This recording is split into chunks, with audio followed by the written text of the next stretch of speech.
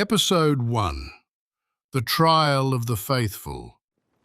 The commander of the bodyguard contingent had stepped away for a short while. One of the sentries peered toward Salahuddin Ayyubi's tent.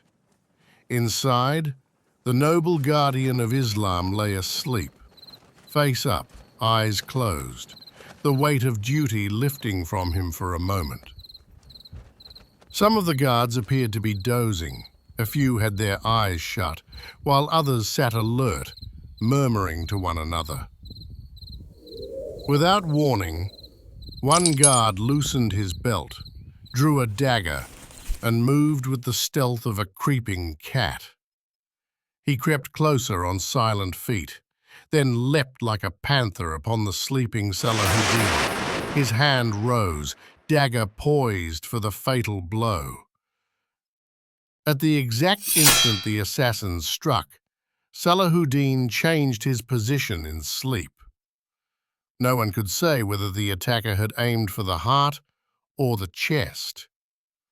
By fortune, or by providence, the blade struck the upper edge of the Sultan's turban and missed the skull by a hair's breadth. The dagger grazed the headpiece. The attacker's blow fell short of its deadly mark. Salahuddin sprang up with lightning speed. He needed no time to wonder what had occurred. 2 similar attempts had been made on his life before.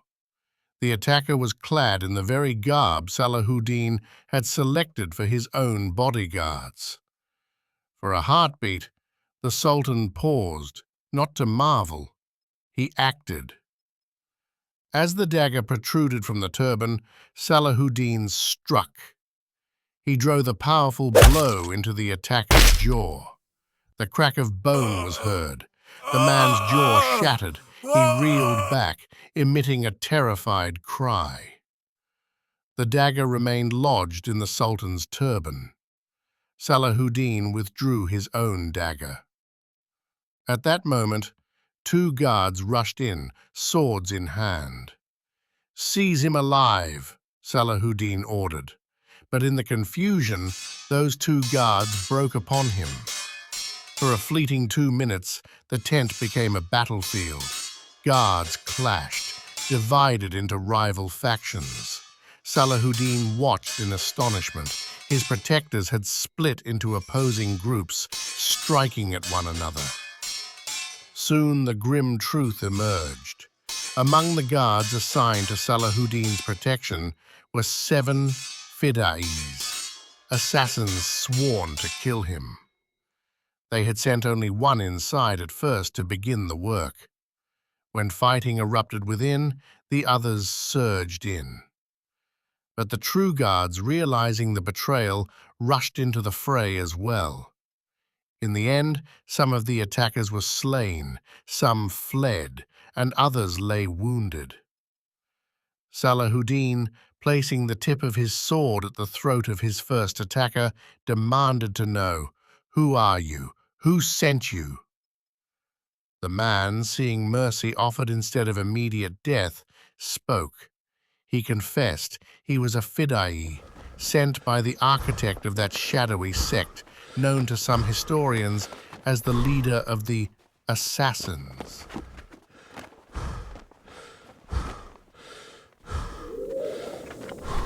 The attempt on his life sent ripples of shock through the camp. But for Salahuddin, it was nothing new. He had long understood that the war of daggers was not only fought upon the battlefield, but within the shadows of his own camp.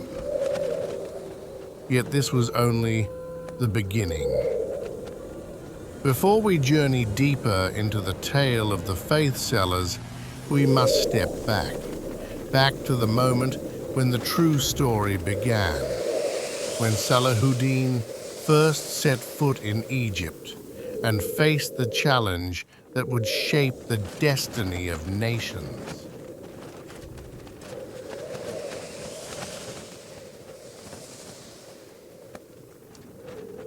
This true drama of Islamic history begins on the 23rd of March in the year 1166, the day when Salahuddin Ayyubi was appointed Viceroy of Egypt and Commander-in-Chief of its army. He was granted this exalted rank not only because he was born of a noble ruling family, but because even in his youth he had mastered the art of war. Soldiering was his inheritance, but for him, rulership meant not kingship, it meant guardianship, the guardianship of Islam and the glory and welfare of his people. Salahuddin gave special importance to the sciences of war, to espionage, command, and guerrilla operations. He had already seen that the Crusaders had advanced far in the field of intelligence. They had learned to attack not only the swords of Islam, but its very ideas, its faith, its essence. Salahuddin wanted to fight on that battlefield, the battlefield of beliefs, where no sword is drawn, yet every wound runs deep. As you shall hear later in this story, his sword struck hard, yes, but the strike of his compassion, his love, cut even deeper. For that kind of power demands patience and the strength of restraint, virtues that Salahuddin had cultivated from his youth. When he was appointed Viceroy of Egypt and Commander-in-Chief of its armies, a storm of resentment erupted among the senior officers. Many of them had long coveted the position. In their eyes, Salahuddin was still a boy, inexperienced, untested. But when they met him face to face, when they heard his words, their protests fell silent. According to the historian Lane Poole, Salahuddin proved to be a man of iron discipline. He declared recreation, indulgence, and luxury forbidden, for himself and for his army. He devoted both mind and body wholly to one purpose, to strengthen the nation of Islam and drive the invaders from its sacred lands. He swore that Palestine would be reclaimed at any cost, and he gave his soldiers that same mission. "God has granted me the soil of Egypt," he said. "Surely by his grace he will also grant me Palestine."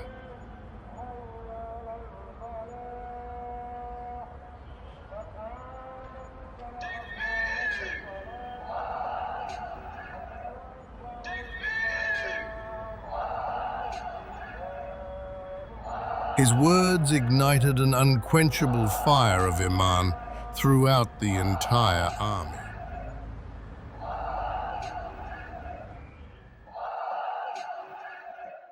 But upon reaching Egypt, he discovered a truth far grimmer than he had imagined. His struggle was not only against the Crusaders, but also against his own brethren. For among the Muslims themselves, traps had been laid, snares of intrigue, woven by those whose beauty and cunning were far more dangerous than the Crusaders' swords. When Salahuddin arrived in Egypt, he was welcomed by many nobles and commanders. Among them was a certain general named Naji, a man of significance and influence. Salahuddin surveyed them all, from head to toe, calm, observant, his lips curved in a gentle smile, his voice warm with courtesy. Some of the old officers, however, looked at him with eyes that carried both curiosity and mockery. They knew his name. They knew he belonged to a ruling family, that he was an heir of his father and kin to the great Nuruddin Zangi. But in their minds, Salahuddin's worth lay only in his lineage, not in his character, not in his courage. To them, he was merely a young governor, an appointment of royal favor, not of merit. One elderly officer, leaning toward the man beside him, whispered with a smirk, "So this is the boy they sent us to command an army." "They say he's still a child," someone whispered. "We'll raise him ourselves." But Salahuddin Ayyubi was no child, and those who thought so would soon discover their error. Historians never agreed on whether Salahuddin could sense the hidden motives behind the eyes that greeted him that day.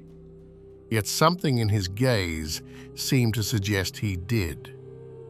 As he paused to greet each noble in turn, a subtle change crossed his face. He reached out to shake the hand of General Naji, a man old enough to be his father. Naji, trained in the art of courtly flattery, bowed low before the new commander. Then, stepping forward, he embraced Salahuddin, kissed his forehead, and said with great warmth, "My last drop of blood will be shed to protect your life. You are a sacred trust, a gift left to us by Zangi and Shirkuh. My life is worth nothing beside the glory of Islam." Salahuddin smiled gently, took Naji's hand, and kissed it with respect. "Honored sir," he said, "preserve every drop of that blood. The Crusaders are gathering like black storm clouds upon the horizon."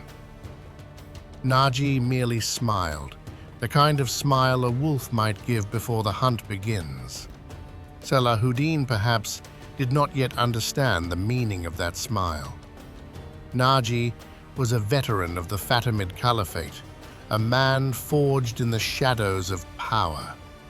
He commanded the Sultan's elite bodyguard regiment, 50,000 strong, all soldiers from Sudan. They were well armed, disciplined, and utterly loyal to him. Through this force, Naji had become a king without a crown. It was an age of intrigue and opportunism. The unity of the Islamic world had shattered. The Crusaders, too, had begun their seductive sabotage, attacking not only with armies, but with gold, temptation, and deceit. Every man of power used his strength for his own survival, or for his greed. Naji, with his army of Sudanese guards, had become the terror of Egypt's rulers. He was feared for his cunning, his plots, and his mastery of manipulation. They called him the Kingmaker. He could raise a man to power or ruin him with equal ease. And when he looked upon Salahuddin Ayyubi, a faint smile spread across his face, the same smile a predator wears when it spots weakness in its prey. But Salahuddin did not flinch. He did not mistake courtesy for sincerity, yet he knew that for now he needed Naji's army more than he needed his friendship. That evening, the host said to him, "Your Excellency, you have come a long way. You must rest before you begin your duties." Salahuddin replied, "The turban placed upon my head is not a crown. It is a burden. Since the moment it touched me, rest and sleep have left my eyes. Will you not take me now to the roof beneath which my duty awaits?" "Would your Excellency prefer to dine first?" his aide asked gently. Salahuddin paused for a moment, then nodded and walked with them. Outside the grand hall stood long rows of tall, muscular bodyguards, dark-skinned, armored, and solemn. Their polished weapons gleamed in the sunlight. Salahuddin looked upon their stature and discipline, and a faint light appeared on his face as though he were pleased by their strength. But that light faded the very moment he stepped through the doorway. 4 young girls stood where the carpets met the doorway. Their bodies held the grace of devotion, their shoulders crowned with silk hair that trapped the light like woven gold. In their hands, they carried baskets bright with rose petals. They began to scatter the petals along Salahuddin Ayyubi's path. Drums beat lightly.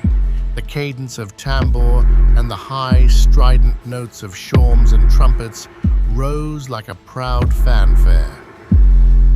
Salahuddin stepped back from the carpet of flowers. Naji and his deputy stood at his right and left. Both bowed, urging him forward in the ceremonious manner of court ritual, a custom the Mughal kings later made familiar in India. Salahuddin did not stoop to crush the petals beneath his feet. He smiled, a smile few had seen upon anyone's lips before.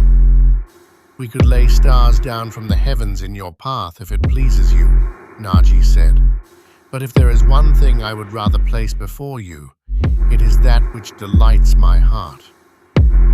"And what is that which delights your Excellency's heart?"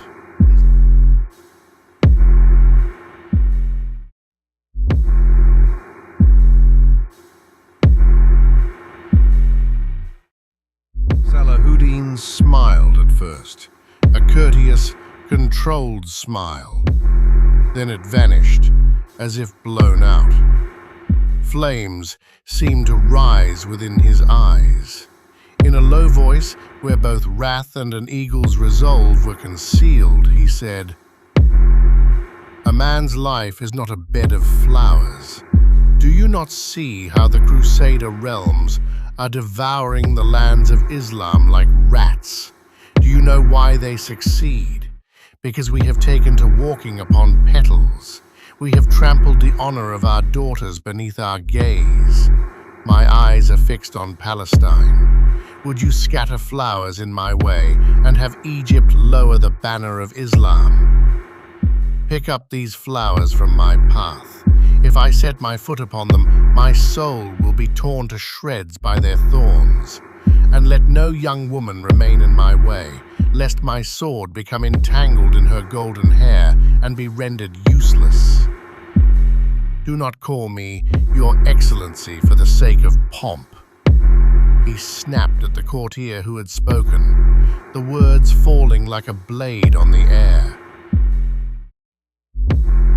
At a silent signal, the girls gathered the rose petals and moved away. Salahuddin strode quickly through the doorway. Inside was a broad hall. A long table ran down its center, scattered with bright blooms, and between the flowers, roasted goats and the savory dishes of a banquet were arranged.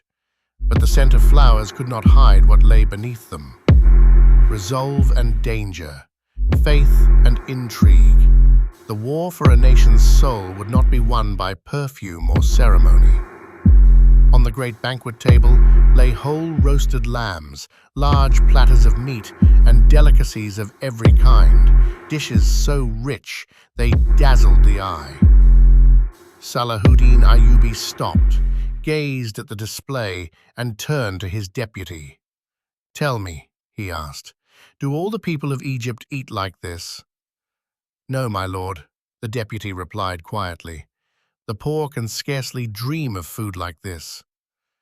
"And what people are you, then?" Salahuddin asked. "Is your nation different from theirs, those who cannot even dream of such food?" No one answered. "Call in every servant, every guard on duty," he said at last. "Let them eat this meal." He snatched a piece of bread, placed 2 or 3 morsels upon it, and ate standing. He drank a cup of water, wiped his hands, and turned to Naji, the commander of the bodyguards. "Come," he said, and the 2 of them walked together into the chamber that served as the viceroy's office. 2 hours later, Naji emerged alone. He hurried to his horse, mounted swiftly, spurred hard, and vanished into the night.